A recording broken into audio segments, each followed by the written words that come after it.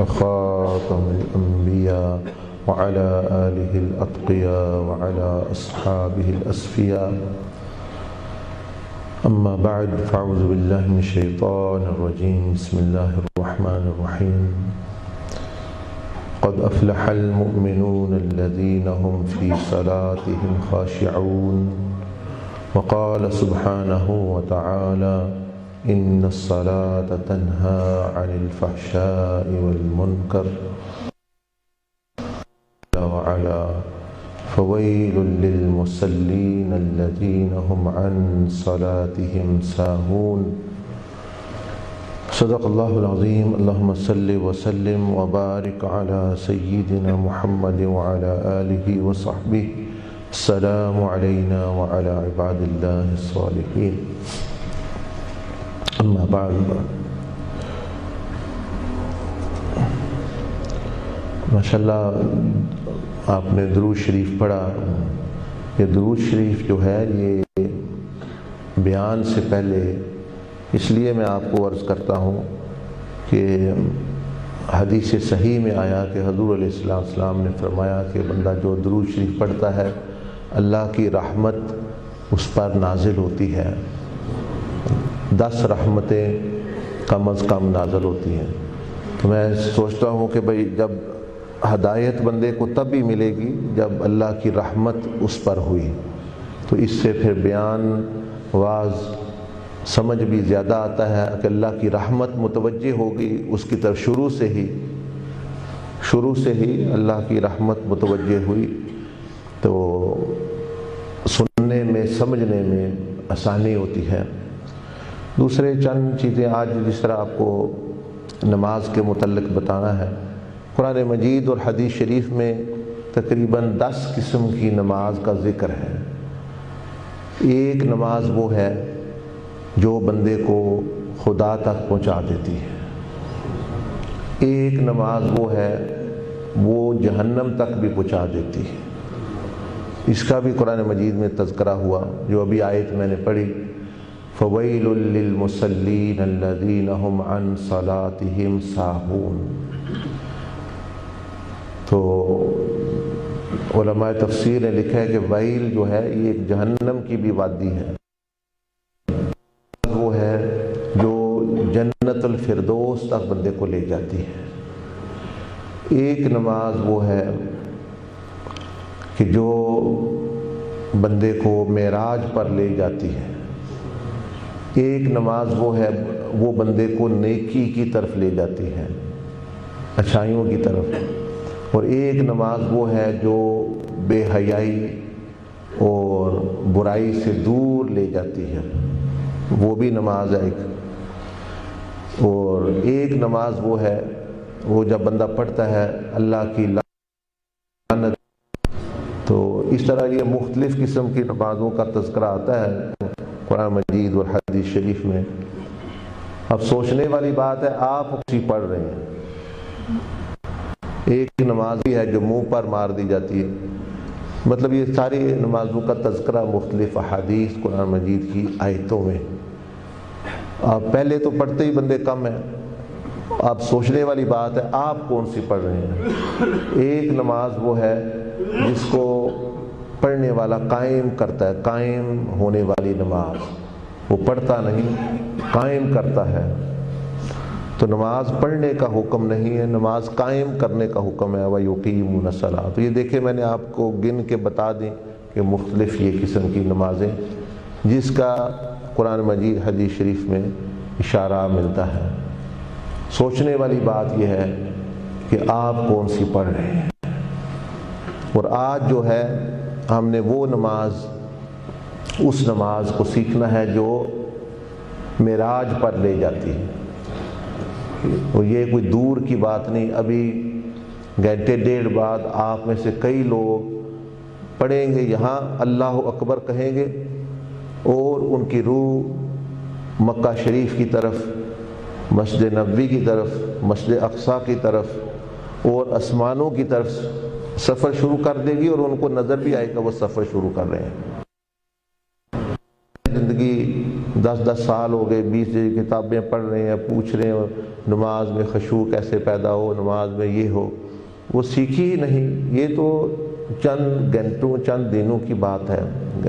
کچھ لوگ تو ابھی ہی کر لیں گے، کچھ لوگ جو محنت کریں عصر تک جو ہے ہو جائے گی۔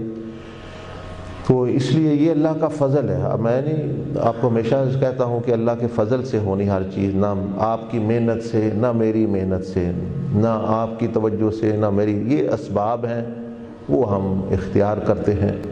باقی فیض ضرور ہوتا ہے حضور علیہ السلام کا، بزرگان دین کا، کہ جن کی وجہ سے یہ نصیب ہوتی چیزیں، کہ بندہ خود وہاں 40 نمازیں بندے مدینہ شریف پڑھ آئے، 40 نمازیں جو عمرے پہ جاتے ہیں وہ کہتے ہیں جی بڑا شوق ہے ان کو پورا کرنے کا، جی 40 نمازاں میں پوریاں کرنیاں نے، تو ایک نماز وچ بھی نبی علیہ السلام تک وہ پہنچ دے نہیں، ایک نماز وچ بھی وہ کعبہ اور اللہ تک پہنچتے نہیں، نبی علیہ السلام کا سلام ان کو سنائی نہیں دیتا۔ اس کا مطلب ہے کہ وہ وہاں جا کے بھی وہ درجہ نہیں حاصل کر سکتے جو آپ یہاں رہ کے حاصل کر سکتے ہیں۔ تو اس لیے توجہ سے آپ انشاءاللہ پہلے تھوڑا، پھر میں انشاءاللہ خود آپ کو 2 نفل پڑھاؤں گا۔ نفل آپ کو پتہ ہے جماعت کے ساتھ پڑھتے نہیں ہیں، نہ ہی مطلب دعوت دینی چاہیے، لیکن سکھانے کی نیت سے جو ہے صرف تاکہ آپ کو وہ نماز کا پتہ چل جائے۔ پہلے 2 باتیں آپ کو عرض کر دوں۔ کل میں نے کچھ نماز کی سنتوں کے بتایا تھا۔ ایک تو عرض کی تھی کہ غسل کے فرض پورا ہونا یہ بہت ضروری ہے، یہ نہیں ہوں گے تو پھر نماز آپ کی صحیح نہیں ہوگی۔ غسل کی سنتیں بھی پورے کرے بندہ، اور جو ہے اس طرح کی چیز بہت اہم ہے۔ اور غسل کا جو طریقہ ہے بھئی اپنے ہاتھ دھونا جو ہے، یعنی اپنے پہلے استنجا کرنا، مکمل وضو کرنا۔ اب غسل والے وضو میں تو نماز والے وضو میں فرق ہے، یاد رکھیں۔ غسل والا وضو اور ہے، نماز سے پہلے جو وضو کیا جاتا ہے وہ اور ہے۔ جو نماز والا وضو ہے اس میں کلی کرنا، ناک میں پانی ڈالنا فرض نہیں، سنتوں میں آتا ہے۔ جو غسل میں جب غسل واجب ہو، جو وضو کرنا ہے پہلے، یعنی استنجے کے بعد جو وضو کرنا ہے غسل کرنے سے پہلے، اس میں کلی کرنا، غرارہ کرنا اور ناک میں یہاں تک پانی ڈالنا فرض ہے۔ اگر نہیں ہو کہے گا تو نہ اس کا وضو ہوگا نہ اس کا غسل ہوگا۔ تو یہ موٹا فرق یاد ہے۔ جو ہم نماز میں روز تو کسی نے یہاں بھی ہاتھ ایسے کر دیا تو اس کا ہو جائے گا وضو، کلی کی تھوڑی سی کی، پورا نہیں کی، اس کے ہو جائے گا، کیونکہ وضو کے فرض وہ اور ہیں، وہ ہے چہرہ دھونا، ہاتھ دھونا، گنیوں تک مسح کرنا۔ لیکن جب بندہ واجب یا فرض غسل کر رہا ہے تو اب اس نے ہاتھ دھوئے، استنجا کیا، اور اب وہ جو وضو کر رہا ہے اس میں اب کلی کرنا اور یہ چیزیں فرض ہو گئی۔ اگر نہیں کرے گا تو اس کا غسل نہیں ہوگا۔ تو اس لیے بہت یہ دونوں چیزیں فرض ہیں۔ ہاں، اس کے بعد پورے جسم پر پانی بہانا، ملنا، ناف وغیرہ میں صحیح طرح کے تاکہ چیزیں ہو جائے، مطلب یعنی 3 دفعہ اس طرح ناپاکی دور کرنے کی نیت کرنا وغیرہ وغیرہ، گندگی۔ لیکن ضروری چیزیں جو سب سے، وہ میں عرض کر رہا ہوں آپ کو کہ یہ جو 3 چیزیں ہیں یہ بہت اہم ہیں، اس کے بغیر اس کا نہیں۔ اگر نہیں تو آپ میں سے کسی کو پتہ، وہ بے شک کر آئے جا کے کوئی نہیں، یعنی ویسے نہ بیٹھے، ناپاکی کی حالت ورنہ بندے کی ہوگی۔ دوسرا 2 موٹے مسئلے بتانے تھے، آپ روزانہ ہی کرتے ہیں۔ تو ایک ہے کہ اکثر لوگ دعا جو ہے وہ غلط طریقے سے مانگتے ہیں۔ چلو مانگنا ہے وہ تو بعد کی بات ہے، کیا مانگتا ہے، کس طرح مانگنی ہے، کم از کم ظاہر تو ٹھیک ہو۔ تو جو نبی علیہ السلام نے سکھایا کہ مثلا اس طرح کرو، نماز میں ہاتھ اس طرح رکھو، تو کیا یہ نہیں سکھایا دعا میں ہاتھ کہاں رکھو؟ نماز میں سکھایا، اتحیات میں سکھایا کہاں ہاتھ رکھنے ہیں، رکوع میں سکھایا۔ سوچنے والی بات ہے بھائی دعا میں کہاں رکھنے ہیں؟ اللہ ماشاءاللہ پڑھے لکھے لوگ بھی، پیر بھی، علماء بھی، عام بندے بھی، وہ بھی بعض دفعہ اس سے جو ہے غفلت برتے ہیں، تو کہتے تو یہی ہیں جی ہم سنت پہ چلنا چاہیے، لیکن دعا کم از کم بندہ ہاتھ ہی اس طرح رکھ لے جس طرح حضور علیہ السلام نے رکھے، وہ تو رکھے۔ تو یہ بھی سن لیں، یہ کیونکہ روز کرنا ہے کام، تو میں کہتا ہوں جو روز کرنے والے ہیں چاہے وہ سنت ہی کیوں نہیں، وہ پتہ ہونا چاہیے کیونکہ روز کام کرنے ہیں۔ تو دعا جو ہے یہ جو حضور علیہ السلام کا یعنی کئی طریقے تھے، ایک عام معمول تھا جو زیادہ تر آپ مانگتے ہیں، ایک جو ہے خاص معمول تھا کہ کبھی کبھار اس طرح کی دعا ہوتی۔ تو ہم جو عام معمول والی دعا ہے جو زیادہ تر ہم بھی مانگتے ہیں، ہم اس کی بات کر رہے ہیں۔ استسقاء کی دعا ہے، بارش کی دعا، اور اس طرح اور بھی کئی دفعہ دعائیں کی وہ، اور لیکن زیادہ تر جیسے نماز کے بعد ہو گئی، صلاۃ الحاجت کے بعد، یا آپ صلی اللہ علیہ وسلم کا کیا طریقہ تھا؟ ایک تو آپ کا یہ طریقہ تھا کہ آپ سینے کے برابر ہاتھ اٹھاتے، سینے سے اوپر بھی نہ ہوتے اور سینے سے جیسے جہاں دل ہوتا ہے اس سے جو ہے نیچے بھی نہ ہوتے۔ اب کئی لوگ ہیں وہ ایسے کر رہے ہیں، کوئی ادھر رکھا ہوا ہے، یہ تو تکبرانہ طریقہ، مانگنے والے کا ایسے رویہ نہیں ہوتا۔ سینے کے برابر ہاتھ اٹھاتے اور ہاتھوں کو سیدھا رکھتے، یعنی یہ سیدھے سے مراد سیدھا رکھ کے آخر پہ انگلیاں تھوڑی سی جو ہے وہ ٹیڑھی ہوتی، اور دونوں اور انگلیوں کے درمیان بھی تھوڑا تھوڑا فاصلہ ہوتا، انگوٹھا بھی تقریباً سیدھا آخر پہ ٹیڑھا، یعنی یہاں کونیاں جو ہیں وہ علیحدہ، یعنی یہ اس سے کونیاں جو ہے یہ اپنا پسلیوں سے علیحدہ، اور ہاتھ سینے کے برابر اور تھوڑے تھوڑے انگلیاں کھلی ہوئی، اور دونوں ہاتھوں میں بھی فاصلہ ہوتا، تھوڑا سا دونوں ہاتھوں میں فاصلہ ہوتا، اور یہ جو انگلیاں ہیں ان میں بھی تھوڑا تھوڑا فاصلہ، جیسے صحیح مانگنے والا مانگتا ہے۔ آپ سوچ لیں مثلا کچھ بھی نہیں پتا، اگر پتہ ہو کہ میں نے کسی سے مانگنا ہے، بیکاری ہے بندہ، محتاج ہے، تو وہ کیسے کیا ایسے مانگے گا کسی سے؟ وہ تو اس کو پیسے نہیں دے گا، ہو سکتا ہے کہ جوتا مار دے، بھئی تمہیں مانگنے کا بھی طریقہ نہیں پتا، اچھا کیا ایسے مانگے گا؟ مطلب کیا مطلب ایسے ہو؟ تو اب جو ہے یہ ساری مرضی والی چیزیں ہیں، تو دین جو ہے اپنی مرضی کا نام نہیں ہوتا، دین حضور علیہ السلام کی مرضی کا نام ہوتا ہے۔ تو ایسے مانگنا، ایسے کرنا یہ اپنی مرضی سے کرو۔ پوچھ لیں بھئی کہیں پڑھا ہے، کسی سکھایا کبھی؟ کوئی نہیں، تو پھر نہیں تو پڑھ کے کر لے۔ اب یہ کوئی ایسی چیزیں نہیں ہے کہ بھئی ایک ایک چیز مل جاتی ہے، آپ نے مثلا کھانا کیسے کھایا، آپ بیت الخلاء میں کون سا قدم لے کے جاتے تھے پہلے، وغیرہ وغیرہ۔ تو آگے آئندہ یاد رکھ لیں کہ ہاتھ یہاں سے علیحدہ، سیدھے، انگلیوں میں تھوڑا سا فاصلہ، دونوں ہاتھوں میں فاصلہ، اور سینے کے برابر، اور ہاتھ سیدھے، آخر پہ انگلیاں تھوڑی ٹیڑھی، جیسے صحیح بندہ مانگ رہا ہے کوئی چیز۔ طریقہ آپ کو بتا دیا کہ سیدھا ہاتھ، دونوں انگلیوں میں، چاروں انگلیوں میں تھوڑا تھوڑا فاصلہ، پھر دونوں ہاتھوں میں فاصلہ، یعنی صحیح محتاج بندہ، پتہ لگے کہ کوئی بندہ اللہ سے کسی سے مانگ رہا ہے، یہ نہ پتہ لگے کہ اس کو ضرورت کوئی نہیں، یہ ویسے ہی لگا ہوا ہے۔ آپ دیکھو یہ عام چیز ہے کہ روزانہ ہوتی ہے۔ دوسری بات یہ، جو علماء حدیث یہاں بیٹھے آپ ان سے پوچھ لیں، بخاری شریف میں 2 دفعہ یہ حدیث آتی ہے۔ کتنی دفعہ؟ اب کئی استاد ہیں حدیث کے بیٹھے، کئی شارحین بیٹھے، آپ ان سے پوچھ لیں۔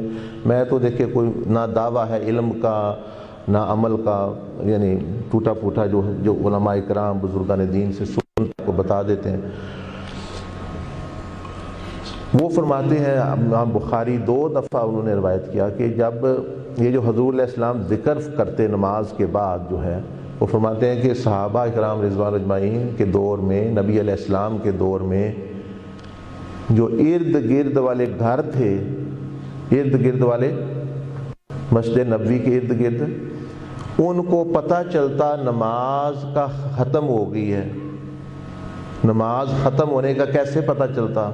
نہ ان کو تلاوت سے پتہ چلتا بھائی تلاوت خاموش ہو گئی ہے تب نماز ختم ہوگی، حضور علیہ السلام تلاوت فرما رہے ہوتے، نہ وہ کہتے ہیں السلام سے پتہ چلتا السلام علیکم ورحمۃ اللہ، نہ اس سے پتہ چلتا، فرماتے ہیں کہ اس ذکر کی آواز سے پتہ چلتا جو نماز کے بعد ہم کرتے تھے، وہی نماز کے بعد، فرض نماز کے بعد میں آپ کو عرض کر رہا ہوں بھائی نبی علیہ السلام کا طریقہ 2 دفعہ امام بخاری نے اس حدیث کو روایت کیا کہ وہ اتنا ذکر بلند آواز سے ہوتا کہ ارد گرد والے گھروں کو پتہ چل جاتا کہ نماز ختم ہو گئی ہے۔ یہ کتنی دفعہ حدیث آئی ہے؟ 2 مرتبہ۔ کس میں آئی ہے؟ امام بخاری نے روایت کیا۔ تو یہ مستحب ہے، ایک تو وہ ذکر پڑھنا جو ابھی آپ سنتے ہیں، میں اس لیے تھوڑا زور سے پڑھتا ہوں بھی آپ کو پتہ چلے۔ ہمارے ہاں جو کسی کے دل میں آیا، کوئی خاموش بیٹھا اسے پوچھ لیں کوئی حدیث ایسی ہو جس میں آپ علیہ السلام ذکر نماز کے بعد خاموش بیٹھے ہوں، یا آپ نے لا الہ الا اللہ کا ذکر ہی شروع کر دیا ہو۔ نہیں، اللہ اکبر یہ لکھا ہوتا ہے عام پوسٹروں میں بھی، آپ مسجد میں جائیں نا پڑھتے ہیں اللہ اکبر استغفر اللہ استغفر اللہ استغفر اللہ، یہ تو یاد کرنی، آگے تھوڑا یاد کریں لا الہ الا اللہ وحدہ لا شریک لہ لہ الملک ولہ الحمد وہو علی کل شیء قدیر اللہم لا مانع لما اعطیت ولا معطی لما منعت ولا ينفع ذا الجد منک الجد لا حول ولا قوة الا باللہ لا الہ الا اللہ لا نعبد الا ایاہ وَلَهُ النِّعْمَةُ وَلَهُ الْفَضْلُ وَلَهُ الثَّنَاءُ الْحَسَنُ لَا إِلَهَ إِلَّا اللَّهُ مُخْلِصِينَ لَهُ الدِّينَ وَلَوْ كَرِهَ الْكَافِرُونَ اللهم أنت السلام منك السلام تبارک یا ذا الجلال والاکرام۔ مطلب اس میں جو کچھ اذکار وہ بلند آواز سے شروع ہوتے پھر آہستہ آواز ہو جاتی، لیکن آپ اس سے اندازہ لگائیں کہ باہر جو کم گلی میں بیٹھے ہیں لوگ، تلاوت کی آواز جاری ہے اس سے نہیں پتہ چلتا، لیکن ذکر کی آواز سے پتہ چلتا ارد گرد والوں کو کہ نماز۔ اب ہمارا دیکھ لیں جا کے اور پوچھ لیں علماء حدیث سے جو بیٹھے ہیں وہ حدیث کا کہ بھئی آپ کیوں اپنی مرضی کر رہے ہیں، بھئی کیوں آپ جس کا مرضی ہے وہ لا الہ الا اللہ کا ورد کر رہا ہے، کوئی استغفار کا کر رہا ہے، کوئی کر رہا ہے سارے اذکار، لیکن وہ کریں جو حضور علیہ السلام نے کیا اور اس طریقے سے کریں کہ جس کا نبی علیہ السلام نے جس طریقے سے کیا، تو آپ کو یعنی فائدہ ہوگا، ثواب ہوگا، بڑی برکت ہوتی ہے۔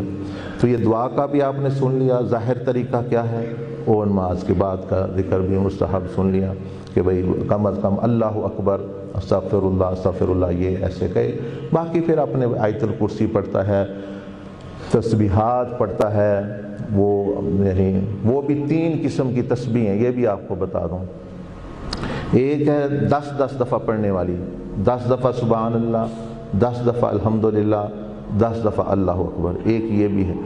ایک ہے 33 دفعہ پڑھنے والی، یعنی 33 دفعہ الحمدللہ اور 34 دفعہ اللہ۔ اس کی فضیلت اور ہے، ایک ہے صرف 33 دفعہ پڑھنی، اس کی فضیلت بہت زیادہ آئی ہے۔ 33 دفعہ سبحان اللہ، 33 دفعہ الحمدللہ اور 33 دفعہ اللہ اکبر، اور آخری دفعہ لا الہ الا اللہ وحدہ لا شریک لہ لہ الملک ولہ الحمد وہو علی کل شیء قدیر۔ حضور علیہ السلام نے مسلم شریف کی حدیث میں فرمایا جو اس طرح پڑھے گا اس کے پہلے نماز پچھلی سے لے کے یا پچھلے گناہ اگر پتوں کے برابر بھی ہوئے تو معاف ہو جاتے ہیں صغیرہ گناہ۔ اب ہم نے ٹھیک ہے وہ بھی جو پڑھ رہے ہیں آپ، لیکن ان کی بھی فضیلت، تو جو روز کی چیزیں ہوتی ہیں کرنے والی وہ جو ہے وہ ضرور بندے کو سیکھنی چاہیے اور کوشش کرے اس طریقے سے علماء نے، فقہاء نے، بزرگان دین جو ہے لکھا ہے، کیونکہ یہ اب ہم تو نہیں نماز صرف پڑھ رہے 100 سال ہو گیا ہے یا 150 سال ہو گیا ہے، 150 سال سے تو نہیں نا نماز آئی، نماز 200 سال، نماز تو 1200 سال 1300 سال سے آ رہی ہے، اذکار آ رہے ہیں، چیزیں آ رہی ہیں، تو وہ بندہ اپنا کوشش کرے۔ چلو باقی جو ہے نماز کے متعلقہ یہ بھی بات سن لیں، یہ حدیث ہی بلکہ سنا دیتے ہیں آپ کو، کیونکہ نماز کا بتا مجدہو نے حضور علیہ السلام پر وحی کی۔ حضور علیہ السلام خود فرماتے ہیں اوحى اللہ تعالی الی یا اخل المرسلین و یا اخل المنذرین، کہ اللہ پاک نے مجھ پر وحی نازل فرمائی کہ اے رسولوں کے بھائی، کیونکہ انبیاء علیہ السلام سارا ایک ہی طبقہ ہے، وہ سارے آپس میں یعنی بھائی ان کا مرتبہ ہے، یا اخل المنذرین کہ وہ لوگوں کی محبت کی وجہ سے ان کو خبردار کرتے ہیں، سناتے ہیں کہ بھئی ایسا نہ کرو تاکہ تمہیں نقصان نہ پہنچے، محبت کی وجہ سے وہ ان کو خبردار بھی کرتے ہیں برے اعمال سے۔ اللہ پاک نے فرمایا اے محبوب صلی اللہ علیہ وسلم اپنی امت کو وارننگ دے دیں، خبردار کر دیں، تنبیہ کر دیں، کیا؟ اللہ یدخلوا بیتا من بیوتی، کہ میرے کسی گھر میں داخل نہ ہوں اگر 5 چیزیں ان میں ہیں۔ تو جب گھر والا یہی نہیں پسند کر رہا آپ گھر میں آئے تو نماز کا آپ کا کیا بنے گا؟ وہ نماز معراج پر کیسے لے کے جائے گی؟ وہ نماز میں خشوع کیسے ہوگا؟ وہ نماز خدا تک کیسے پہنچائے گی؟ وہ نماز برائی سے کس طرح دور کرے گی؟ وہ نماز جنت الفردوس تک کیسے پہنچائے گی؟ جب گھر والا اتنا ناراض ہے، جس کا گھر ہے وہ اتنا ناراض ہے، وہ کہتا ہے ان کو کہو کیا کرو، میرے گھر میں منہ بھی نہ کریں میرے گھر کی طرف۔ اللہ یدخلوا بیتا من بیوتی، جب تک ان میں 5 چیزیں ہیں، اگر وہ اس کے اندر ہیں تو ان کے کہہ دیں کہ نہ آئیں، نہ ان کی نماز کی ضرورت، نہ ان کے آنے کی ضرورت۔ یہ بڑی اہم بات ہے۔ تو اس نے حضور علیہ السلام نے اللہ سے پوچھا یا رب العالمین، جو 5 چیزیں وہ کون سی ہیں؟ اللہ پاک، یہ حدیث قدسی ہے۔ اب ہمارے ہاں جب یہی نہیں پتہ مثال کے طور پر، تو پھر وہ کیسے نماز میں روحانیت آئے گی، نماز برائی سے بچائے گی؟ ہو سکتا ہے وہ یہی 5 چیزیں ان میں ہوں۔ ایک تو ہے ظاہری آداب، مطلب فرائض واجبات، یہ باطن کے آداب ہیں۔ ایک چیز اللہ پاک نے فرمایا وَلِأَحَدٍ مِّنْ عِبَادِي عِنْدَ أَحَدٍ مِّنْهُمْ ظُلَامًا، ایک چیز اللہ پاک نے فرمایا ان سے کہہ دو کسی کے پاس میرے کسی بندے کی کوئی ایسی چیز موجود ہے جو اس کی نہیں ہے، جو اس کی نہیں ہے، اس نے ظلماً وہ اپنے پاس رکھی ہوئی ہے، وہ پیسے ہیں، وہ سونا ہے، وہ چاندی ہے، وہ زمین ہے، وہ دکان ہے، وہ حصہ ہے بہن کا، وہ حصہ ہے بیٹی کا، وہ کسی کا قرض ہے جو بندے نے لیا ہوا ہے۔ فرمایا کہ پہلی چیز، اگر کسی کا ایسا معاملہ ہے ظلماً جان بوجھ کے وہ قبضہ کیے ہوئے ہے، تو ایسے امتی سے اے محبوب صلی اللہ علیہ وسلم یہ کہیے گھر میں نہ آئے۔ یعنی اللہ پاک اتنا سخت ناراض ہے کہ وہ میرے گھر میں بھی نہ ہو۔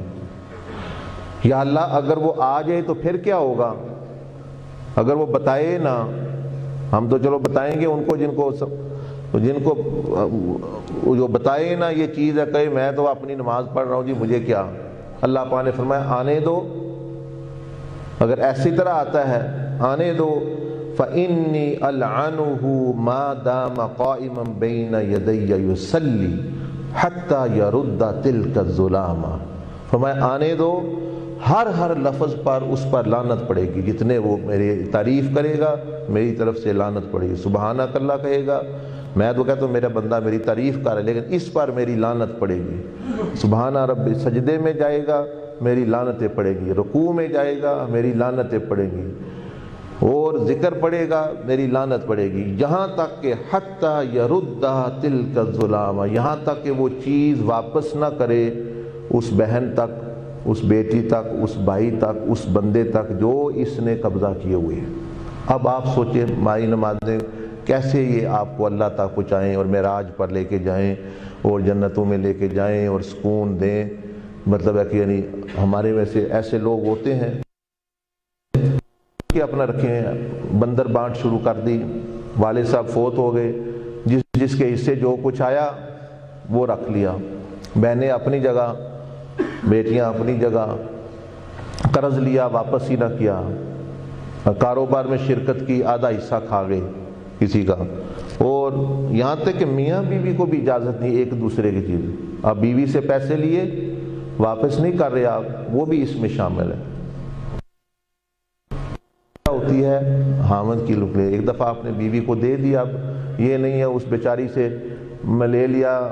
بعض ایسے بدبخت ہیں کہ وہ جو مہر کے پیسے ہی نہیں دیتے، شادی کرنے کا شوق ہے، اچھا تو مہر کے پیسے نہیں دیتے، وہ بھی اس میں شامل ہے۔ اب وہ بیچاری پیسے مانگتی ہے تو اس کا گھر اجڑتا ہے، اگر وہ نہیں تو دل ہی دل میں کڑتی ہے، تو وہ تو دل میں کڑ رہی ہے، آپ بھی لعنتیں لے کے مسجدوں میں جائیں گے، کعبہ شریف جائیں وہاں سے بھی لعنتیں لے کے، حج پہ جائیں لعنتیں لے کے، مسجد نبوی میں جائیں لعنتیں لے کے جائیں۔ کوئی معمولی چیز ہے، کسی کے دل کو آپ کو پتہ نہیں کسی کے دل پر کیا گزرتی ہے، جس کی کسی چیز پر قبضہ ہوا ہوتا ہے، جس کی کوئی چیز واپس نہیں مل رہی ہوتی، خاص طور پہ اگر وہ بندہ کمزور ہو۔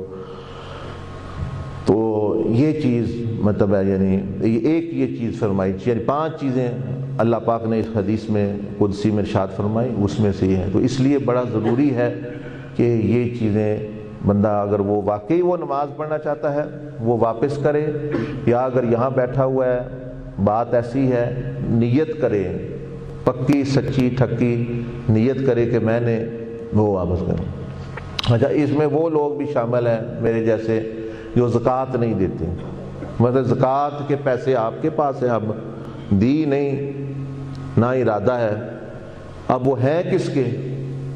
اب سوال ہے کہ وہ پیسے ہیں کس کے؟ وہ یتیموں کے پیسے ہیں، وہ بیواؤں کے پیسے ہیں، وہ لولوں کے پیسے ہیں، وہ لنگڑوں کے پیسے ہیں، وہ محتاجوں کے پیسے ہیں، وہ ان لوگوں کے ہیں جو خودکشیاں کر رہے ہیں، وہ ان لوگوں کے ہیں جو فاقے کاٹ رہے ہیں۔ تو ایسے لوگوں کے پیسے قبضہ کر کے بندہ بیٹھا ہوا ہے، یعنی زکوٰۃ نہ دینے کا مطلب یہ نہیں کہ اللہ کا حق نہیں ادا کر رہا، زکوٰۃ پیسے آپ کے پاس ہیں وہ یتامہ مساکین اور محتاجوں کے، وہ بھی بندہ اس میں شامل ہے۔ وہ قبضہ کیے ہوئے بیٹھا ہے، نہیں دے رہا، اس کا ہے بھی نہیں ہے، ادھر وہ اللہ اکبر نمازیں پڑھ رہے ہیں، تو ٹھیک ہے پڑھے، اللہ پاک فرماتا ہے پڑھے نمازیں، میں تو اس کو کہتا ہوں میرے گھر نہ آئے گا لعنتیں لے کے جائے گا۔ ہم نے معمولی سمجھا ہوا ہے، اچھا جی نماز علیحدہ کوئی کام ہے، اور جی مالی معاملات پیسے کے معاملات جو ہیں وہ علیحدہ کام ہے، ایسی بات نہیں ہے، وہ ہوگا تو یہ آگے ہوگی۔ اسی لیے اللہ جل مجدہ نے 8-9 سال 5 نمازیں فرض نہیں کی، 9واں سال کہتا ہے، یعنی معراج جب ہوئی پھر 5 نمازیں آئیں، اس سے پہلے کوئی نماز بھی نہ تھی، پھر 2 نمازیں آئیں، پھر کچھ سال بعد جو ہے یہ آئیں وغیرہ وغیرہ۔ وہ کیا؟ پہلے اللہ پاک نے کہا اس پہ محنت کرو، یہ چیزیں واپس لوٹاؤ، یہ اپنا معاملات درست کرو اپنے، پھر نماز کا حکم دوں گا میں۔ نماز کا حکم ہی نہیں آیا کتنے سال۔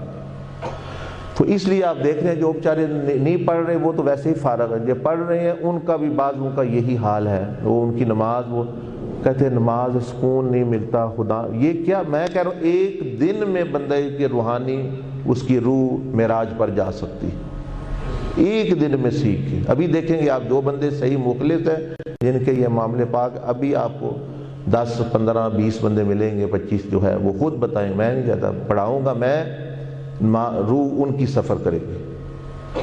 تو اللہ کو کوئی دشمنی آنکھ لے کے جائے، ان کو لے کے جائے، وہ دشمنی نہیں ہے، لیکن دشمنی ہے بھی، اگر بندوں سے دشمنی کیے ہوئے ہے بندہ تو پھر اللہ کی بھی دشمنی اس سے ہوتی ہے جو بندوں سے ظلمن یہ کرتا ہے۔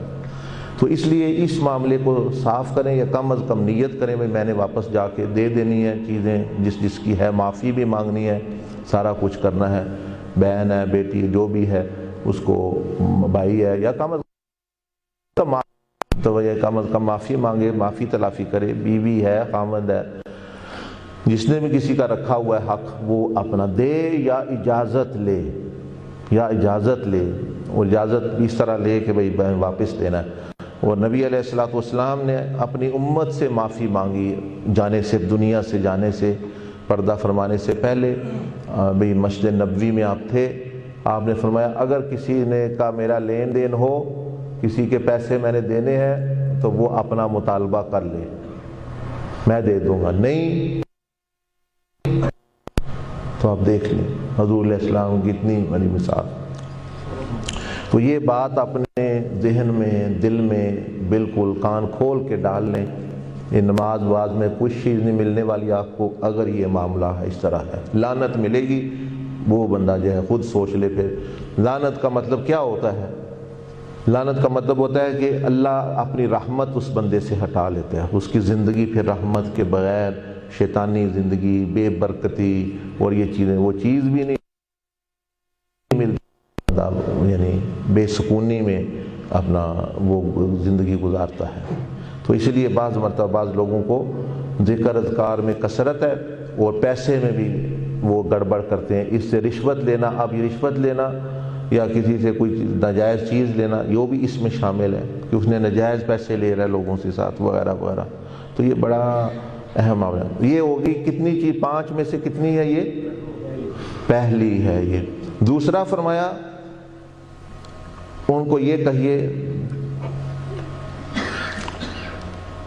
اللہ يدخلوا بیت من بیوتی الا بقلوب سلیمہ، الا بقلوب سلیمہ۔ اللہ پاک فرما رہے ہیں یہ بندہ آ رہا ہے مسجد کی طرف، اس کو اے محبوب صلی اللہ علیہ وسلم اس کو کہیں اپنے دل کو دیکھیں، دل میں اگر یہ کسی کا بغض اور حسد اور کینہ یہ لے کے پھر رہا ہے تو اس کو کہیں یہاں آنے کی ضرورت نہیں ہے، آئے گا اس کا بھی یہی حشر ہوگا، لعنتیں پڑھ کے واپس جائے گا۔ ورنہ 5 دفعہ بندہ نماز پڑھے، اس کے چہرے پر تو نور چمکنا چاہیے، اس کے چہرے پر تو نور چمکنا چاہیے اور اس کے زندگی میں سکون آنا چاہیے۔ تو وہ نحوستیں کیوں چھائی ہوئی ہیں؟ وہ نحوستیں اسی لیے ہیں کہ باہر بھی لعنتیں، اندر بھی لعنتیں، اور مطلب ہے کہ یعنی وہ اسی طرح پڑھ رہے ہیں نماز۔ تیسری چیز فرمایا اللہ يدخلوا بیت من بیوتی الا بقلوب سلیمہ والسن صادقہ، کہ کم از کم زبان سے وہ غلط بیانی نہ کرتا، اگر زبان کا جھوٹا ہے تو اس سے بھی یہی کہیں کہ پہلے زبان درست کرے پھر اپنا۔ وَأَيْدٍ نَقِيَّةٍ، اور چوتھی جو ہے اپنی اتھارٹی، ہاتھ جو اس کے ہیں، جو اس کے پاس عہدہ ہے، طاقت ہے، اگر وہ امام ہے مسجد میں، استاد ہے، تھانے دار ہے، ایم پی ہے، وزیر ہے، وزیر اعظم ہے، صدر ہے، افسر ہے، کوئی بھی اس کے پاس ہے، فرمایا اگر وہ غلط استعمال کر رہا ہے اس طاقت کو، میں حکمران ہوں، میں بڑا اچھا حکمران ہے جی، نماز پڑھتا ہے، کوئی نماز اللہ کا حق ہے، اگر وہ بندوں کا حق ضائع کر رہا ہے اس کی کوئی نماز شاذ جی اللہ دیکھتا۔ اور خاص طور پر جو لوگ غریبوں کے فنڈ سے ہی عمرے کر رہے ہیں اور اپنا یہ کر رہے ہیں اور چیزیں کر رہے ہیں، وہ کیا ان کو ملے گا؟ فلانا بندہ کعبہ، ایک بزرگ نے فرمایا کعبہ کے اندر جا کے بند خدا نہیں ملتا، کسی کے دل میں اندر جا کے خوش کر دینا، اس سے خدا ملتا ہے، اس سے خدا ملتا ہے۔ اور مطلب یعنی یہ چیز ہاں۔ اور 5ویں عید النقیہ، عید النقیہ کہتے ہیں کہ اپنے ہاتھوں کو سے ظلم نہ کرنا، اپنے عہدے کو غلط استعمال نہ کرنا۔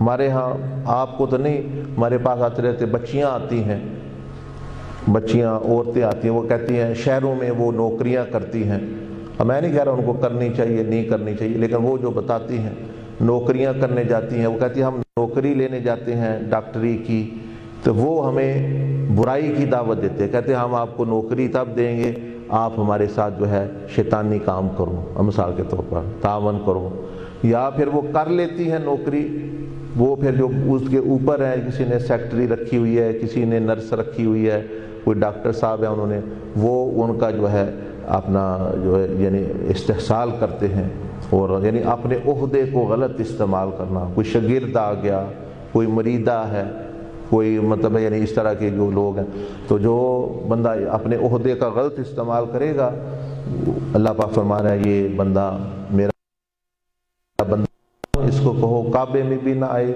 مسجد نبوی میں نہ آئے، مسجد اقصی میں نہ آئے، کسی میری مسجد میں نہ آئے، آیا تو لعنت اس کو کرے، مطلب یہ ہے کہ یہ اصلاح کرے اپنے۔ پانچواں فرمایا وفروج طاہرہ، اگر وہ لوگوں کی عزت خراب کر رہا ہے، پانچویں چیز کیا ہے؟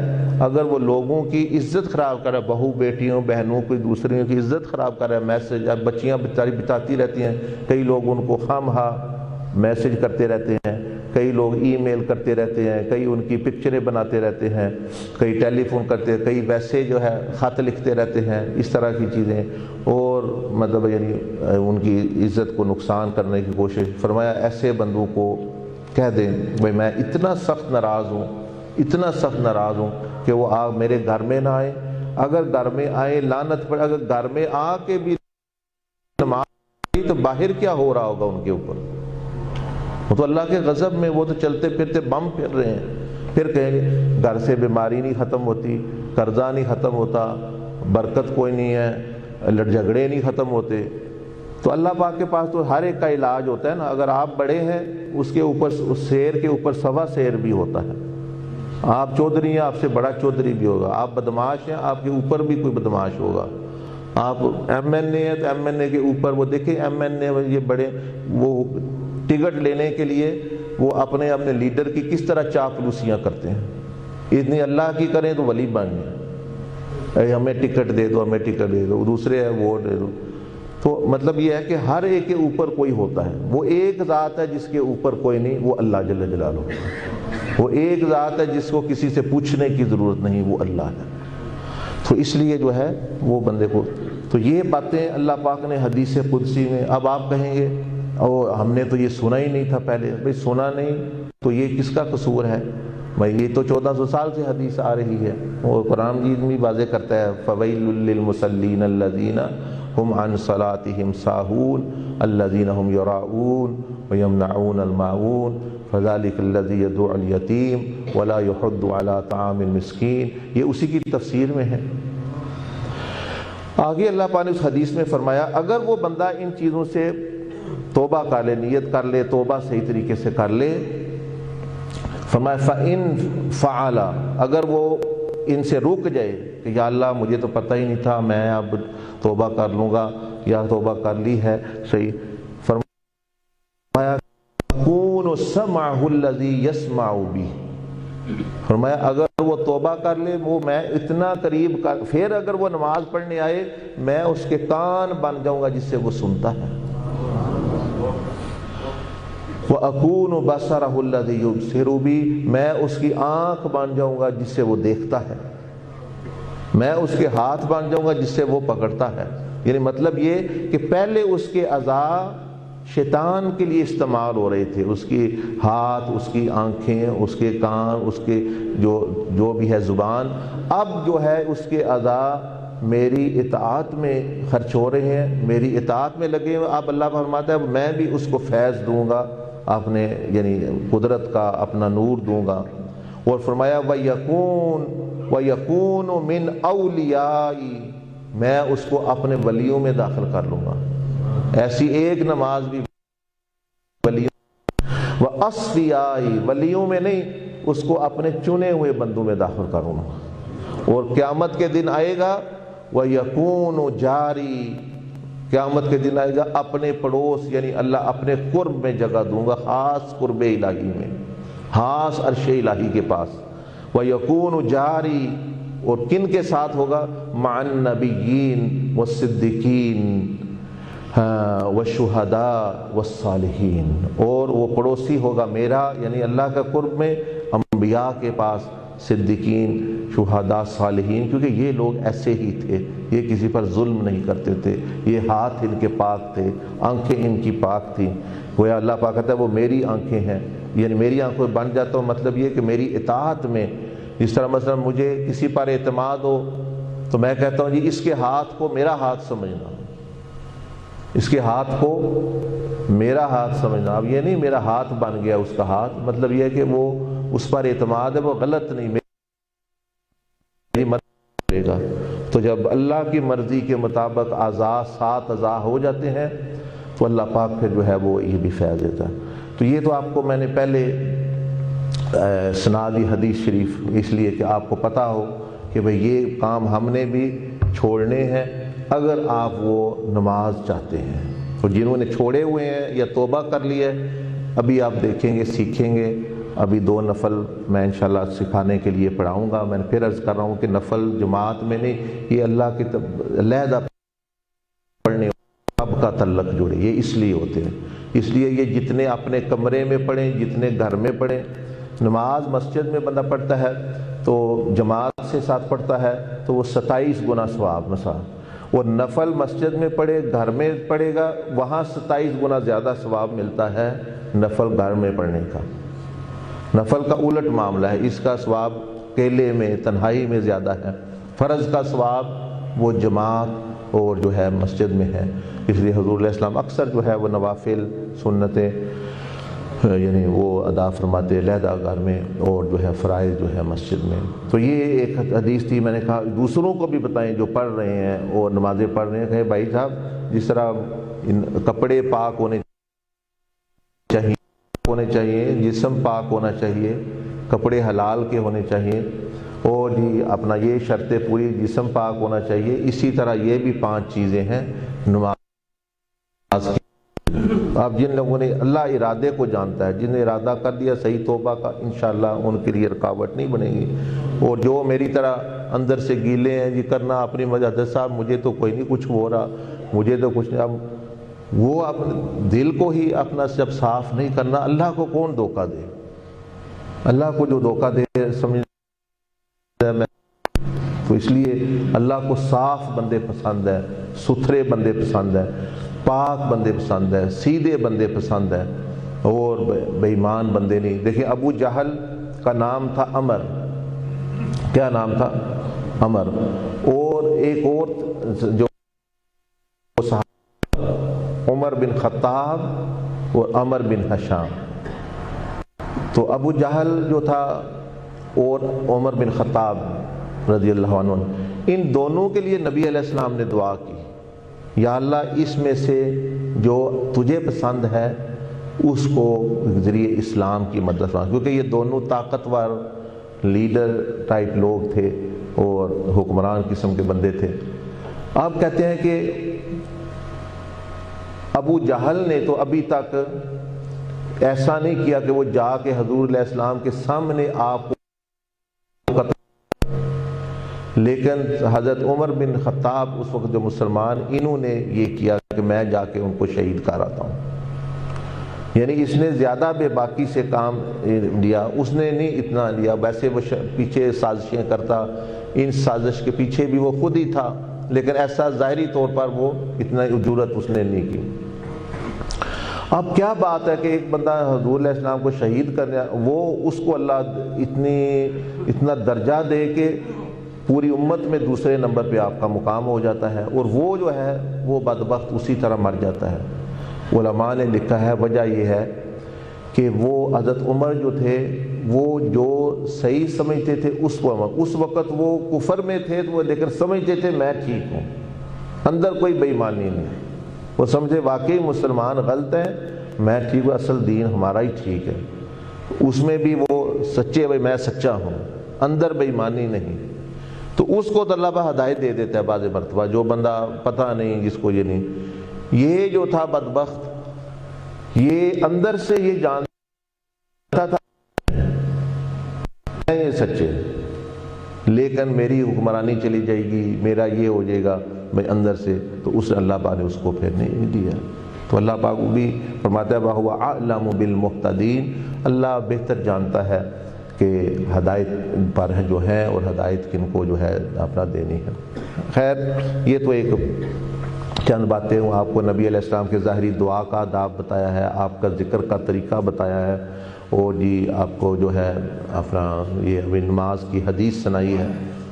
ہاں اب تھوڑا سا طریقہ، اور پھر ہم نے انشاءاللہ پھر پڑھنی بھی ہے، اور رات کو آرام آپ کو پہلے 12-1 بجے آپ سوئے ہیں، پھر دن کو بھی شام کو بعد بھی آپ کو ٹائم دیا گیا، اس وقت بھی گھنٹے 1.5-2 مثلا 11 سے، یہ اسی لیے کہ بندہ تازہ ہو۔ میں بھی لیکن ظاہر ہے بندے کا نفس تو یہی چاہتا ہے بہت زیادہ سوئے، لیکن 6-7 گھنٹے 8 گھنٹے یہ کافی ہوتے ہیں بندے کے لیے ایک دفعہ اپنا سو لیں. تو باقی تو توجہ کر کے جو ہے سن لیں، کیونکہ سیکھ لی تو پھر ساری زندگی پڑھتے رہیں گے. تو روحانی نماز میں کیا ہونا ہے کہ سب سے پہلے تو آپ بیٹھیں گے، وہ تزکیہ لطائف جو آپ نے سیکھا ہوا ہے وہ تو وہی ہے بالکل جو پہلے آپ نے کیا، یعنی اسی طریقے سے بٹھا کے آپ کو یعنی کرا دیا جائے گا. اس کے بعد روح کا انتقال وہ بھی ہوگا. تو روح جب تزکیہ لطائف کے بعد روح ٹرانسفر ہوگی، میں صف میں بیٹھا ہوں گا ادھر آگے، تو اٹھ کے میں کہوں گا جی 2 نفل کی نیت کر لیں.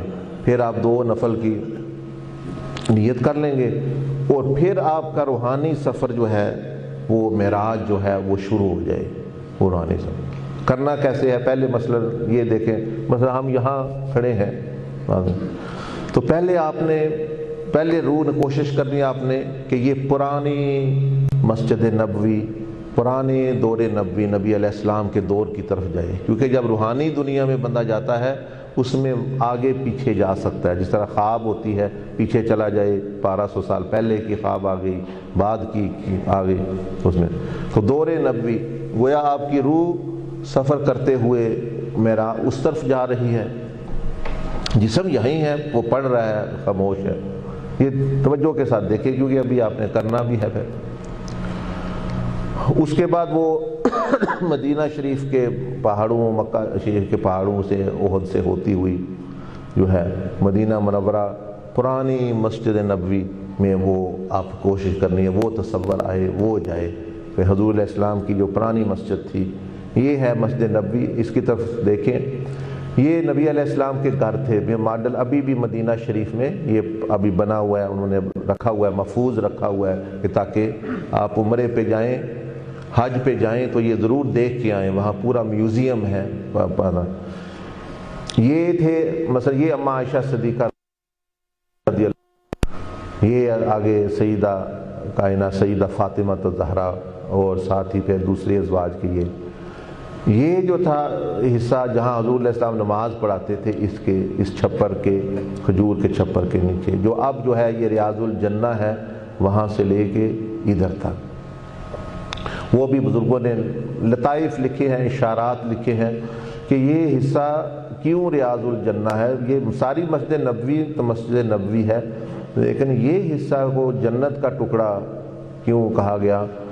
تو علماء نے تشریح لکھی. وہ فرماتے ہیں کہ حضور علیہ السلام یہاں سے باہر نکلتے، اب دروازہ تھا، ادھر آ کے نماز پڑھاتے، پھر واپس تشریف، پھر کوئی وفد آتا ان کے پاس بھی آ کے بیٹھتے. تو یہاں حضور علیہ السلام کا بیٹھنا اٹھنا، قدم زیادہ لگ گئے اس حصے میں، اس کی برکت سے وہ جنت کا ٹکڑا بن گیا. دوسری مسجد میں زیادہ آپ کا آنا جانا نہیں تھا، لیکن یہاں تو کثرت تھی، یعنی گھر سے ممبر تک، وہاں وفد سے بھی ملنا، وفود سے بھی ملنا، نماز کے لیے بھی آنا، خطبے کے لیے بھی بیٹھنا اٹھنا. تو یہ حضور علیہ السلام کے قدموں کی یہ جنت کا ٹکڑا ہے. اگر ماں کے قدموں کے نیچے جنت ہے تو حضور کے علیہ السلام کے قدموں کے نیچے کیا ہوگا؟ اگر ماں کے قدموں کے نیچے جنت ہے تو نبی علیہ السلام کے قدموں کے نیچے کیا ہوگا؟ تو بہرحال یہ وہ حصہ ہے جہاں یہ ہے وہ جس کو آپ صحابہ صفہ کا کہتے ہیں. تو یہ میں اکثر بتاتا رہتا ہوں کہ ہم جو مسجدیں بنا رہے ہیں وہ ادھوری مسجدیں بنا رہے ہیں. سب کو پتہ ہے کہ حضور علیہ السلام نے جب مسجد بنائی، ایک حصہ نماز کا، ایک حصہ تھا لوگوں کے لیے جن کے پاس گھر نہیں، جو بھوکے ہیں یا ویسے کھانا کھانے آگے، تو ان کے لیے. تو آپ علیہ السلام کی مسجد کا تو یہ تصور. اب ہم یہ دیکھ لیں مسجدیں زیادہ تر وہ آدھی مسجدیں، وہ اللہ کی عبادت والا حصہ تو بنا لیا، مخلوق کی خدمت والا حصہ کوئی نہیں. لیکن حضور علیہ السلام نے تو نہیں ایسا بنایا. اور دیکھیں اس لیے جو فقیر محتاج وہ بیچارے گلیوں میں ذلیل ہو رہے تھے. حضور علیہ السلام اس وقت زیادہ غربت تھی، اب اتنی نہیں ہے، اس وقت زیادہ تھی، لیکن آپ نے فرمایا گلیوں میں نہیں کھڑے ہونے دینا ان کو، گلیوں میں نہیں، جو کھانا کھانا چاہتے ہیں وہ آئیں. تو وہاں صحابہ کرام آتے، ان کے لیے کھانا لے آتے. بعض دفعہ وہ ساتھ لے جاتے، کوئی 2 بندوں کو لے جاتا، کوئی 5 کو لے جاتا. اچھا یہ صرف ان کے لیے تھا، اب نہیں. اب کے لیے بھی ہے، لیکن ہم نے چھوڑ دیا اس لیے جو ہے وہ اپنا معاملہ بھی اس طرح۔ تو یہ یہیں بتا دیا آپ علیہ السلام نے کہ میرے دین کا خلاصہ اللہ کی عبادت اور یہاں مخلوق کی خدمت ہے، یہ سارا، اور یہ اتنا اہم حصہ جو ہے۔ اور بہرحال یہ صحابہ کرام کے گھروں کا نقشہ ہے، یہ سیدنا ابوبکر صدیق رضی اللہ عنہ کا گھر ہے، یہاں اس لیے باب ابو بکر ہے۔ یہ حضرت ابو ایوب انصاری رضی اللہ تعالیٰ عنہ کا ادھر گھر ہے، وہ جہاں حضور علیہ السلام کچھ ہفتے جو ہے ٹھہرے۔ یہ حضرت عثمان بن عفان رضی اللہ عنہ کا گھر ہے، یہ دوسرے صحابہ کی اس طرح گھر تھے ارد گرد۔ اور یہ تو آپ اس مسجد کا تصور کرنا ہے کہ ہم اس مسجد میں اپنا جا رہے ہیں نماز پڑھنے کے لیے۔ تو وہاں کی جو مسجد نبوی اور مدینہ شریف کے کھجوروں کے درخت، کھجوروں والی زمین یہ مشہور ہے کہ یہ کھجوروں والی زمین تھی۔ ہاں، اس کے بعد آپ سمجھیں کہ بھئی آپ اس مسجد میں نماز پڑھ رہے ہیں، وہ جو پرانی مسجد تابعین تبع تابعین کے دور میں جب کھجور کا چھپر تھا، مسجد کچی تھی اور محراب تھا اب وہاں، تو یہ گویا آپ کا تصور۔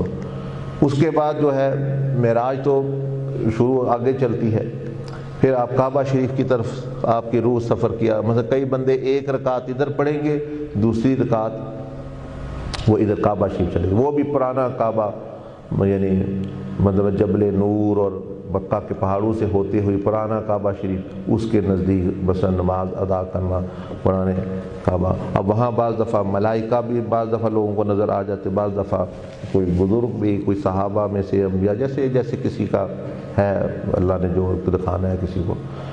پھر وہاں سے بیت المقدس اور مسجد اقصیٰ کی طرف سفر، وہ بھی پھر مطلب کئی ادھر بھی جائیں گے، کیونکہ معراج تو ہے مومن کی نماز، تو وہ اب جو ہے اپنا ادھر جا رہا ہے۔ وہاں نبیوں نے، انبیاء علیہ السلام نے نماز پڑھی۔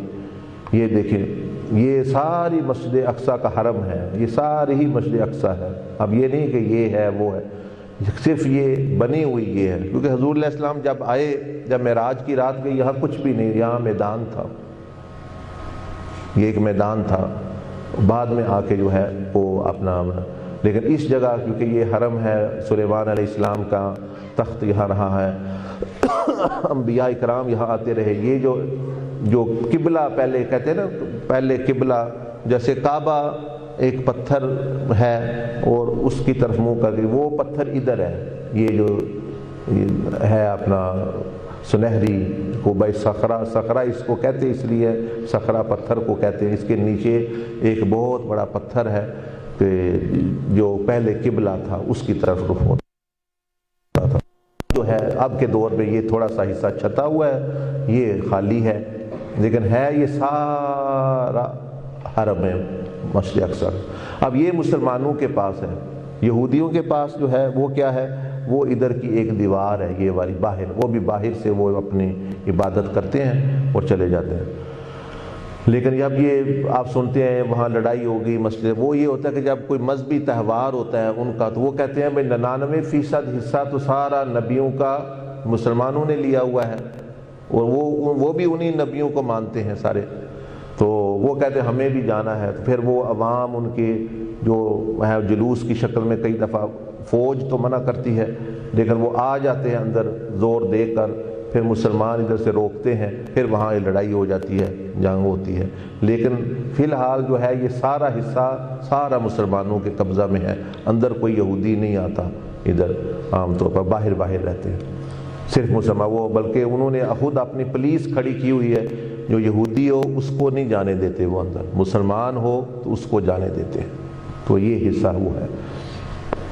اس میں بڑے واقعات ہیں، سلیمان علیہ السلام کی جیل ہے جہاں وہ جنات کو بند کیا کرتے تھے، اور اس میں اور حضرت زکریا علیہ السلام کا محراب ہے، حضرت مریم کا محراب ہے، حضرت داؤد علیہ السلام کا محراب ہے۔ وہ سارے قرآن میں جو واقعات ہیں وہ یہاں کے یہ آتے ہیں۔ سیدہ مریم کی قبر بھی ہے یہاں، حضرت داؤد علیہ السلام کی قبر ہے، حضرت موسیٰ علیہ السلام کی یعنی قبر ہے، اور اس طرح انبیاء علیہ السلام، سلیمان علیہ السلام کا بھی مقبرہ ادھر ہے سارا۔ وہ ایک واقعہ میں اکثر سناتا ہوں، وہ مجھے وہاں نے سنایا تھا۔ یہ جگہ آپ دیکھ رہے ہیں، ادھر مسجد سے اب باہر نکلے تو یہ سبز جگہ دیکھیں، درخت نظر آ رہے ہیں آپ کو، آ رہے ہیں نا ادھر. تو وہ امام صاحب دکھانے لے گئے کہ یہ وہاں ہے، یہاں امام غزالی نے حیاء العلوم لکھی ہے، یہاں یہ تھا، وہاں وہ تھا. جب وہ یہاں لے کے گئے تو وہ کہنے لگے کہ یہ جو درخت آپ دیکھنے اوپر دیکھیں، اوپر دیکھا تو پرندے تھے. انہوں نے کہا کہ یہ جو پرندے ہیں نا، ان کا نام ہے ہدہد. کیا نام ہے؟ ہاں. انہوں نے کہا یہ کہیں نہیں جاتے، کہیں اور نہیں، یہ وہ جگہ ہے یہاں ادھر. کہتے ہیں کہ جب سلیمان علیہ السلام کھڑے تھے اور انہوں نے یہ آواز دی، فقال ما لی لا اری الہدہد ام کان من الغائبین، کہ ہدہد کیوں نظر نہیں آ رہا مجھے. پیغمبر کی نگاہ دے کہ ہمیں بندے بیٹھے پتہ نہیں چلا کون ہے کون نہیں. پیغمبر کو جب اللہ پاک اس کی بصارت، اس کا علم، چونٹی کی آواز سن رہے ہیں، چونٹی کی آواز سن رہے ہیں کہ چونٹی کیا کہہ رہی ہے، اور یہ بھی پتہ ہے کہ ایک پرندہ غائب ہے. ورنہ پرندہ ایک چڑیا ہے تو ہزاروں پرندے ہوں گے، بندے ہوں گے، جنات. لیکن اللہ پاک نے ان کو ایسی سلطنت اور ایسی بادشاہت اور پھر ساتھ ایسی صفات بھی دی ان کو کنٹرول کرنے کی. جن بھی قبضے میں ہے، ہوا بھی قبضے میں ہے، اور ایک پرندہ غائب ہے اس کا بھی پتہ چل گیا. یہ ہے اللہ پاک جب کسی کو علم عطا فرمائے اور وہ کیا اس کی شان ہوتی ہے. تو بہرحال انہوں نے فرمایا کہ وہ امام صاحب کہنے لگے کہ یہاں آپ کھڑے تھے اور آپ نے آواز دی، وہ ہدہد کہاں ہے، وہ کیوں غائب ہے؟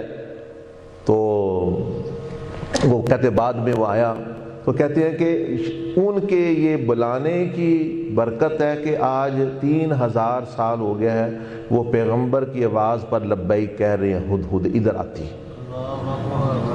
کہ ہم اس وقت ہم سے غفلت ہو گئی، ہم میں سے ایک تھا جس نے پیغمبر کی آواز کو نہیں سنا، یا وہ نہیں آیا، یا غفلت ہو گئی. تو اب جو کہتے ہیں کہ کہیں نہیں ہے مسجد اقصیٰ کے پاس، صرف اس جھنڈ کے پاس وہ آتے ہیں اور یہاں سے واپس اڑ کے چلی جاتی ہیں. گویا وہ اپنی تلافی کر رہی ہیں، گویا وہ اب بھی حضرت سلیمان علیہ السلام کی آواز پر لبیک کہہ رہی ہیں، وہ آ رہی ہیں. تو میں ان کی بات یہ سن کے یہ سوچ رہا تھا کہ دیکھیں ہدہد جانور پرندہ ہو کر پیغمبر کی آواز پر لبیک کہہ رہا ہے، اور ہم حضور علیہ السلام کی آواز آ رہی ہے میری سنت پر چلو، امتی لبیک نہ کہے تو اس سے تو پھر پرندے اچھے کہ جو پھر بھی پیغمبر کا پاس کر رہے ہیں، پیغمبر کا ادب کر رہے ہیں، پیغمبر کی اپنا جو ہے یعنی اپنا حکم اور باتیں سن رہے ہیں.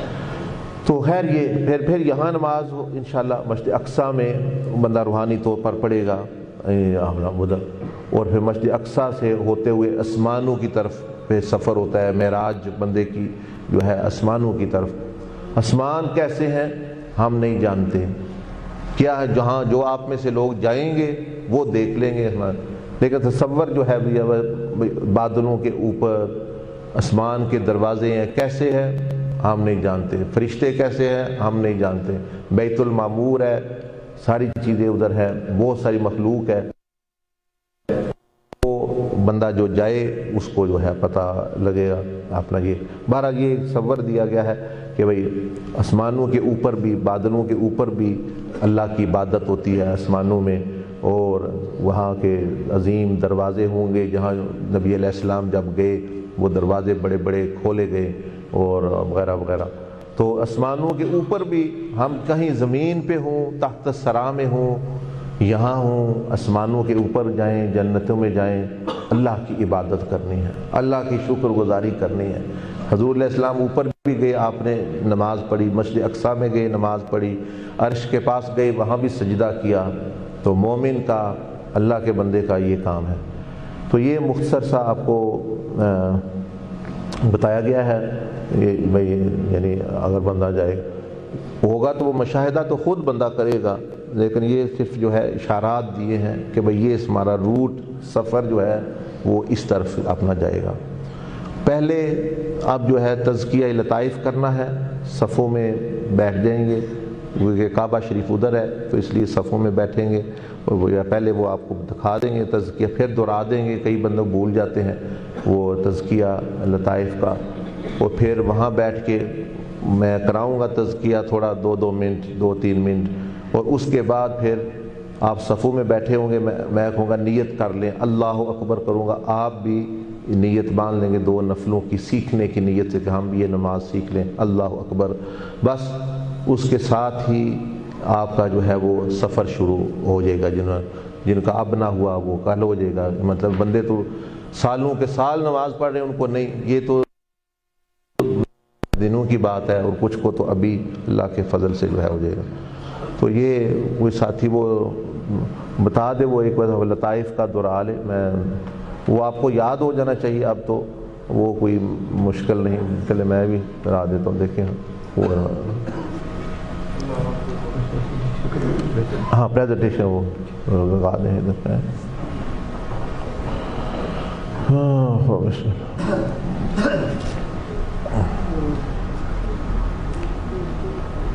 بسم اللہ الرحمن الرحیم۔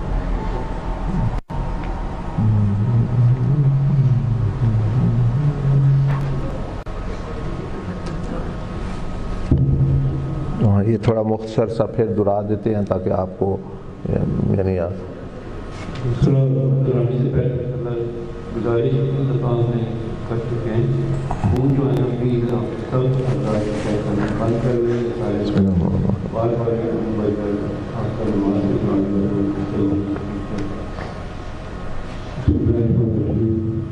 ٹھیک ہے، میں ان کو دہراتا ہوں۔ تو یہ دیکھیں بندے نے اپنے باطن کو پہلے تیار کرنا ہے روحانی سفر پر جانے کے لیے، روحانی تو یہ تو ایک اشارہ دیا گیا کہ کس وہ منزلوں سے آپ ہو کے اللہ جہاں بھی آپ کو لے جائے وہ، لیکن آپ نے مسجد نبوی ہے، کعبہ شریف ہے، اور جی یہ مسجد ہے، پھر آسمان ہے، اوپر کی مخلوق ہے ساری، اور اللہ جو نشانیاں آپ دکھائیں گے بھی آپ کو اچھا۔ تو ماشاءاللہ یہ ابھی آپ کو پتہ ہوگا کہ یعنی سب سے پہلے نیت درست کر کے آپ نے حضوری میں آنا ہے، اللہ پاک میرے ساتھ ہے، مجھے دیکھ رہا ہے، سن رہا ہے، بس یہ۔ اس کے بعد جو ہے نماز 2 رکعت ہم نے ویسے ہی پڑھنی ہے، آپ پڑھنے کی ضرورت نہیں، ورنہ پہلے حفاظت کے اعمال وہ بھی آپ کو پتہ ہے، سورۃ فاتحہ، آیت الکرسی، اور 3 دفعہ آخری 3 کل۔ اس کے بعد یہ 3 باتیں بہت ضروری ہے، اسی پہ سفر ہوتا ہے، یہ سمجھے جہاز ہے آپ کا جس میں آپ نے سفر کرنا ہے۔ ایک یہ کہ یا اللہ میری طاقت کوئی نہیں، میں کچھ نہیں، میں تو تیری عبادت بھی اس طرح نہیں کر سکتا جس طرح کرنی چاہیے، میں ہاتھ پاؤں مار رہا ہوں، اور میرے کچھ بھی میرے پاس اس طرح نہیں ہے تیری بارگاہ میں بھی۔ نمبر 2 شکر، یا اللہ میں کسی نعمت کا مستحق نہیں، لیکن تو نے سب سے زیادہ مجھے لگتا ہے مجھ پر نعمتیں ہیں، آسمان میرے لیے کام کر رہا ہے، سورج میرے لیے کام کر رہا ہے، نبی علیہ السلام میرے لیے آئے، امت کے لیے آئے نا، قرآن میرے لیے آیا، رمضان میرے لیے آیا، بادشاہ میری خدمت کر رہے ہیں، بادشاہ حکمرانی، فوج میری خدمت کر رہی ہے۔ تو یہ بندہ اپنے اندر شکر گزاری کیا کہ میرے پر کتنا اللہ پاک نے فضل کیا ہوا ہے، سانس میں لے رہا ہوں، ہر چیز۔ اور تیسرا یہ وہ بیٹھنا اس جہاز میں، توکل جس کو کہتے ہیں، کہ میں یا رب العالمین میں تو یہاں سے ایک قدم بھی نہیں اٹھا سکتا، کہاں میں روحانی سفر پہ جاؤں گا، میں نہیں جا سکتا، تو لے کے جائے گا مجھے، تیرے بھروسے پر، فضل سے لے کے جائے گا، رحمت سے لے کے جائے گا۔ تو یہ 3، تو اس کے بعد بسم اللہ شریف، استغفار، درود شریف جو پڑھاتے ہیں وہ آپ کو اب بھی پڑھائیں گے۔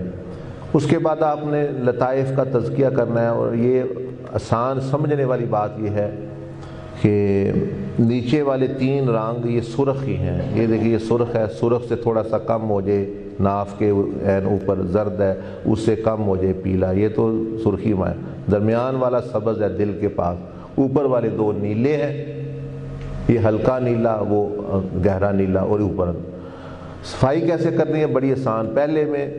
پہلے آپ نے یہ کرنا ہے کہ آپ سمجھ اوپر ہے آسمانوں میں، اور وہ وہاں سے نور آ رہا ہے، آپ کا جسم ایسے غبارہ ہے، جیسے غبارہ ہوتا ہے، بچے ہوا بھرتے ہیں، تو آپ جب سانس ناک سے لیتے ہیں تو اللہ پاک کے نام سے نور نکل کے پورا سر سے ہوتا ہوا سارے جسم میں گویا نور ہی نور بھرا جا رہا ہے، جو حضور علیہ السلام فرما رہے اللہم اجعل فی قلبی نورا وفی لسانی نورا، اے اللہ میرے اندر نور ہی نور پیدا کر دے۔ تو آپ اللہ نور کہاں سے آئے گا؟ دائرہ نیکی سے آئے گا، اللہ پاک کے نام سے آئے گا۔ تو سانس لے رہے ہیں اندر، اور جب سانس باہر لیں گے گناہوں کی ظلمت، گندگی، وہ اندھیرا، زنگ، وہ سارا باہر میں نکال رہا ہوں۔ تو وہ سب سے پہلے کیا کرنی ہے؟ سارے جسم کی صفائی، سارے اندر کی صفائی، یہ ہو گئی۔ اس کے بعد ایک ایک کر کے کرنی ہے ان کی، مطلب پہلے پھر وہ سرخ، اب اللہ پاک کا نام سرخ آ گیا، سانس ناک سے لیا، سرخ نور اس لطیفے کو صاف کر رہا ہے جس کا زیر ناف ہے، وہ یعنی جہاں ریڑھ کی ہڈی ختم ہوتی ہے وہاں یہ، اس کا تعلق شہوات سے ہوتا ہے، اس کا تعلق شرمگاہ کے گناہوں سے ہوتا ہے، شہوانی یعنی لطیفہ ہے سمجھ لیں۔ تو وہ بندہ صاف کر رہا ہے، تزکیہ کر رہا ہے اس کا، وہ توبہ کر رہا ہے، یا اللہ مجھے بچانا ان گناہوں سے، یا اللہ میں توبہ کرتا ہوں شرمگاہ کے گناہوں سے، وغیرہ وغیرہ۔ تو جب سانس باہر نکالے گا تو ظلمت باہر نکل رہی ہے، ادھر سے بھی باہر نکل رہی ہے۔ اس کے بعد دوسرا زرد آ گیا، اس کا تعلق جو ہے دنیا سے، نفس سے ہے، یہ جو اوپر بالکل یعنی ناف کے عین اوپر ہے، اس کا بھی طریقہ وہی، اللہ پاک کا نام زرد، اور ساتھ ہی سانس پہ باہر نکالا تو ظلمت خارج ہو رہی ہے، تو ادھر سے نور آ کے ادھر پیچھے اس طرف جو ہے وہ نکل رہا ہے اور لطیفے کو صاف کر رہا ہے جو گندا ہے۔ اسی طرح جو ہے پیلا جو لطیفہ ہے، اس کا بھی تعلق مال کی محبت سے، پیٹ کے اوپر دنیا اور مال کی محبت اس سے ہوتا ہے۔ تو یہ بھی اللہ پاک کا نام پیلا تصور کر کے سانس اندر کھینچے ناک سے، نور آ کے اس کو صاف کر رہا ہے، اور سانس جب باہر تو ظلمت، اندھیرا، گندگی باہر نکل گئی۔ اسی طریقے سے سبز، اور اسی طریقے سے جو ہے ہلکا نیلا، اسی طریقے سے گہرا نیلا، اسی طریقے سے اوپر والا سفید، اور پھر ختم کہاں کرنا ہے؟ جیسے پہلے شروع کیا تھا۔ شروع میں کیا کیا تھا؟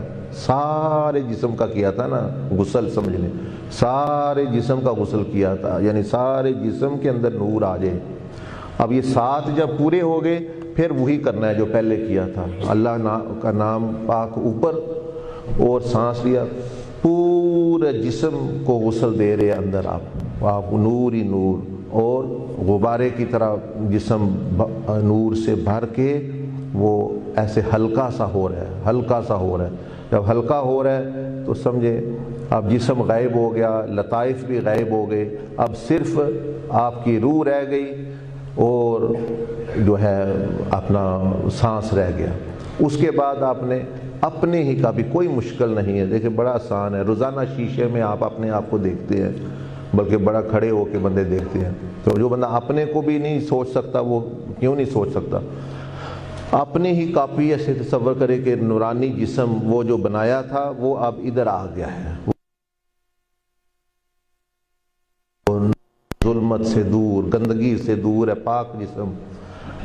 اب اس کے اندر آپ سانس لے رہے ہیں، باہر نکال رہے ہیں، لیتے رہیں، پھر بس ایک سانس آخری جو لینا اس سے نفخ، روح جو ہے پھونکی جاتی ہے، وَنَفَخْتُ فِيهِ مِن رُوحِي، اللہ پاک نے فرمایا روح نفخ کی جاتی ہے، یعنی پھونک کے ذریعے۔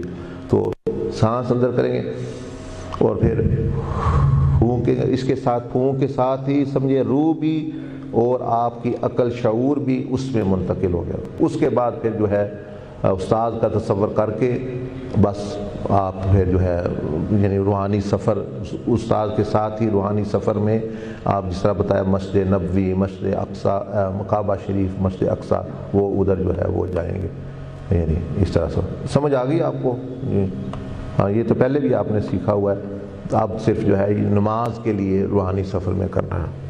کوئی سوال ہے تو کر لیں اس کے متعلق، ورنہ پھر ہم صفحے میں ابھی بیٹھیں گے اور ابھی وہ 2 نفل پڑھانے ہیں جس میں آپ نے، اور اس کے بعد آپ کو انشاءاللہ یہ ساری چیزیں جتنی دکھائی ہیں، اس کا جس کو چاہیے ہوگا اس کو اس کا لیفلیٹ بھی دے دیں گے پورا، وہ ساری جو ڈایاگرامز ہیں جتنی آپ کو میں نے دکھائی ہیں وہ ساری جو ہے وہ ادھر بنی ہوئی ہیں، اور اس کا جو ہے روحانی نماز جو ہے جس طرح کل آپ کو میرا خیال ہے انہوں نے یہ دیا ہوگا روحانی معراج کا لیفلیٹ رات کو جی، اس میں تاکہ آپ کو یاد دہانی میں کوئی مشکل نہ ہو، ساری چیزیں دیکھیں بزرگوں نے کتنی آسان بنا کے بندے کے لیے سب کچھ جو ہے دے دیا، اور جہاں جو لوگ جو آپ کی خدمت کر رہے ہیں الحمدللہ۔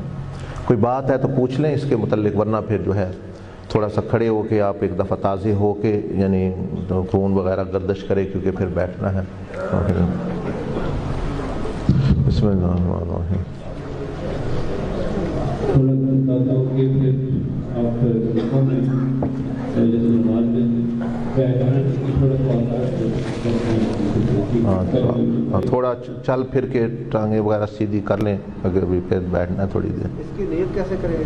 2 نفل جو ہے نا اللہ کے لیے، اور جیسے کرے رضا کے لیے۔